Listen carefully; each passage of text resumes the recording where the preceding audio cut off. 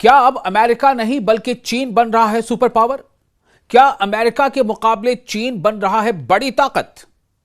दोस्तों, अमेरिका की मौजूदा स्थिति और वेस्टर्न कंट्रीज के साथ साथ यूरोपीय देशों से जो संकेत मिल रहे हैं वो इसी तरफ इशारा कर रहे हैं। आप देख रहे हैं न्यूज 18 का सोशल मीडिया प्लेटफॉर्म। मैं हूं आपका मेजबान विशाल आजम। स्पेन के वजीर आजम, जी हां, स्पेन के प्रधानमंत्री पेड्रो सैंचेज ने बदलते हुए वैश्विक निजाम और अमेरिका की गैर मोतबर यानी कम भरोसेमंद सूरत हाल के बीच चीन की मजबूत भूमिका पर जोर दिया है। पेड्रो सैंचेज ने कहा है कि अंतरराष्ट्रीय निजाम की स्थिरता चीन की भागीदारी के बगैर मुमकिन नहीं है।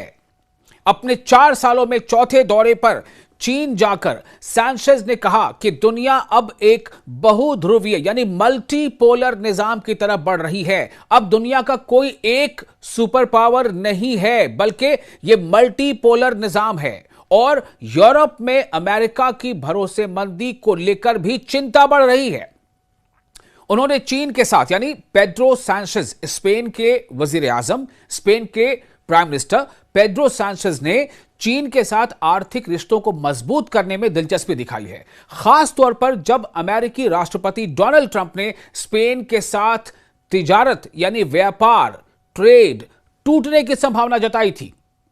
स्पेन के प्राइम मिनिस्टर जो बीजिंग में अपने चीनी समकक्ष ली क्यांग के दावत पर, उनके निमंत्रण पर मौजूद थे, उन्होंने यूरोप और चीन के बीच हर सतह पर आदान प्रदान और सहयोग बढ़ाने की अहमियत पर जोर दिया।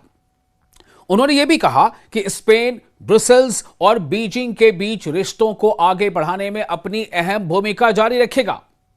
यह दौरा मैड्रिड की ओर से वॉशिंगटन की नीतियों पर जारी कड़ी आलोचना के बीच हुआ है, जिसमें 28 फरवरी को ईरान के खिलाफ इस्राएली शासन के साथ मिलकर की गई बिना उकसावे वाली कार्रवाई भी यानी हमला भी शामिल है। स्पेन ने उन उड़ानों के लिए अपना हवाई क्षेत्र बंद कर दिया जो इस कार्रवाई में मदद कर रही थी, जिस पर अमेरिकी अधिकारियों की ओर से कड़ी प्रतिक्रिया सामने आई। देश ने इस्राएली शासन के खुले समर्थन पर भी अमेरिका की सख्त आलोचना की। किसने? स्पेन ने। जबकि तेल अवीव पर पश्चिम एशिया में गंभीर अत्याचारों के आरोप हैं। चीन ने क्या कहा? जंगल के कानून, इसकी चेतावनी दी है चीन ने। बैठक के दौरान चीनी राष्ट्रपति शी जिनपिंग ने स्पेन के साथ आर्थिक सहयोग मजबूत करने पर जोर दिया और अंतरराष्ट्रीय संबंधों में जंगल के कानून की ओर लौटने से चेतावनी दी। यानी जंगल के कानून, आप समझ सकते हैं ना। शी जिनपिंग ने कहा है कि वैश्विक अराजकता और अशांति के बीच चीन और स्पेन को अपना तालमेल और मजबूत करना चाहिए, जहां इंसाफ और ताकत के बीच मुकाबला चल रहा है।